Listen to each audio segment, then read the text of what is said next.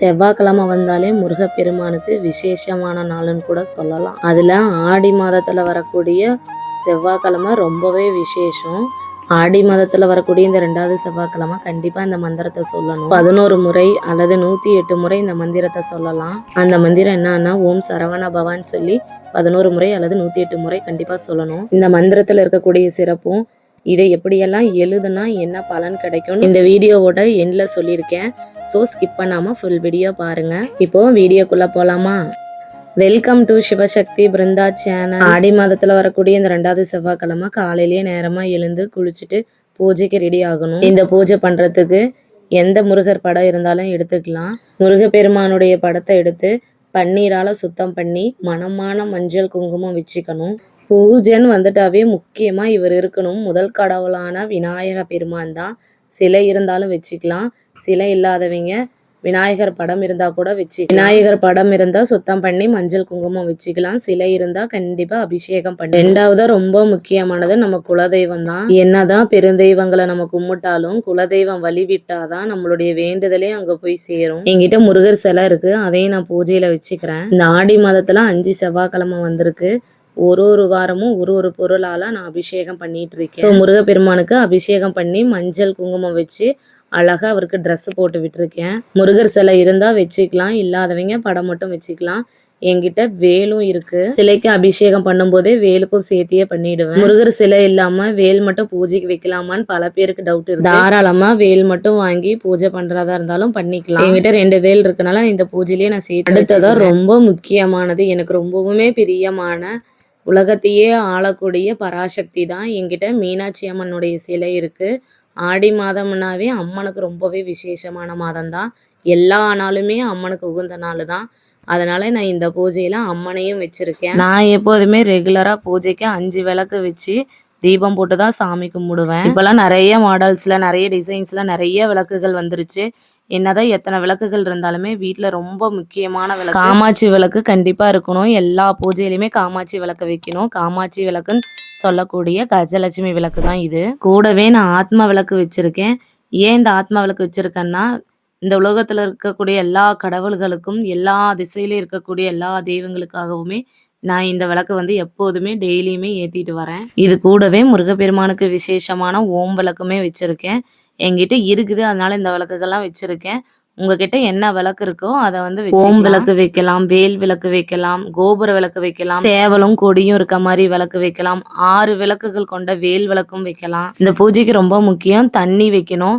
நான் பஞ்ச பாத்திரத்துல தண்ணி விட்டு துளசி இலை போட்டு பச்சை கற்பூரம் மஞ்சள் சேர்த்து கலந்து வச்சிருக்கேன். இந்த பஞ்ச பாத்திரம் இல்லாதவங்க சில்வர், பிளாஸ்டிக், இரும்பு இதை தவிர்த்து வெள்ளி, பித்தளை, வெங்கலம் இதிலெல்லாம் கூட கலந்து வைக்கலாம். முருகப்பெருமானுக்கு ரொம்பவே விசேஷமான அரளிப்பூ வைக்கலாம்.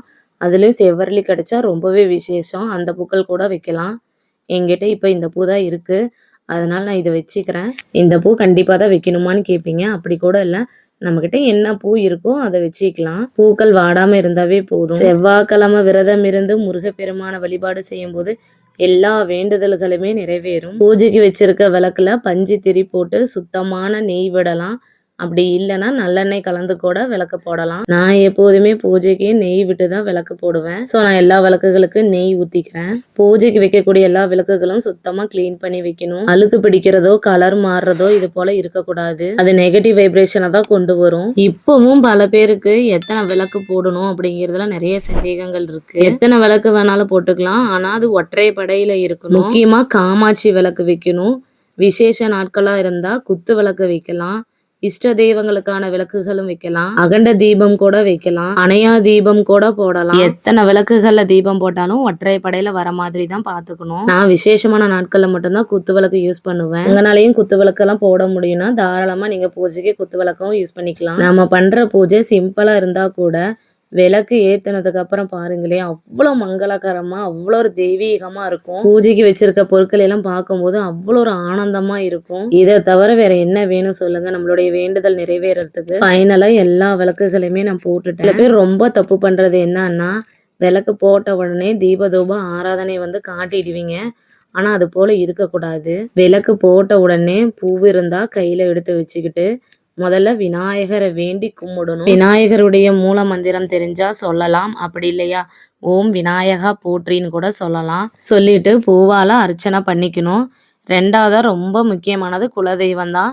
அதே போலதான் பூவெடுத்து குலதெய்வத்தையும் வேண்டி அர்ச்சனை பண்ணணும். முதல்ல இவங்களுக்கு முக்கியத்துவம் கொடுத்துட்டு தான் பெருந்தெய்வங்களுக்கு பூஜை பண்ணணும். ஏன்னா விநாயக பெருமானை முதல்ல கும்பிடும் போது நான் ஆரம்பிச்சிருக்க இந்த பூஜையை எந்த ஒரு தடங்களும் இல்லாம என்னுடைய வேண்டுதல் நிறைவேறணும்னு வேண்டிக்கலாம். வெற்றியை தரக்கூடியவர் தான் வெற்றி விநாயகர். கண்டிப்பா அதை நிறைவேற்றி தருவாங்க. என்னதான் பெருந்தெய்வங்கள் இருந்தாலுமே வாழையடி வாழையாக வரக்கூடிய குலதெய்வம் ரொம்பவே முக்கியமானது. ரொம்பவே சக்தி வாய்ந்தவங்களும் கூட. குலதெய்வங்கள் எல்லாம் அம்மா போல தன்னுடைய குழந்தைகள் இவ்வளோ கஷ்டப்படுறாங்களே, இந்த கஷ்டத்தை தீர்த்து வைக்கணும்னு சொல்லி பெரிய தெய்வங்களுக்கு நம்மளுடைய வேண்டுதலெல்லாம் எடுத்துட்டு போவாங்க. இது போல பெரியவங்க சொல்லி கேள்விப்பட்டிருக்கேன். அதை கேட்டுதான் நான் பண்ற எல்லா பூஜையிலையுமே விநாயகரையும் குலதெய்வத்தையும் ஃபர்ஸ்டா கும்பிடுவேன். ஃபைனலா தீப தூப ஆராதனையெல்லாம் காட்டியாச்சு. இப்பதாங்க ரொம்பவே முக்கியமான இடத்துக்கு வந்திருக்கோம். ஸோ வீடியோ ஸ்கிப் பண்ணாம ஃபுல்லா பாருங்க. நான் இந்த தீபத்தை கற்பூரம் காட்டி முடிச்சிட்டேன். ஏன்னா மந்திரத்தை உங்களுக்கு தெளிவா சொல்லணுங்கிறதுக்காக நான் பூஜையை முதலே முடிச்சு. நீங்க விளக்கு ஏத்தின உடனே விநாயகரையும் குலதெய்வத்தையும் முருகப்பெருமானையும் கும்பிட்டதுக்கு அப்புறம் இந்த மந்திரத்தை நீங்க சொல்றதுக்கு ஸ்டார்ட் பண்ணணும். அது என்ன மந்திரம்னா ஓம் சரவண பவ நம. இந்த மந்திரத்தை 11 முறை டெய்லியும் சொல்லலாம்.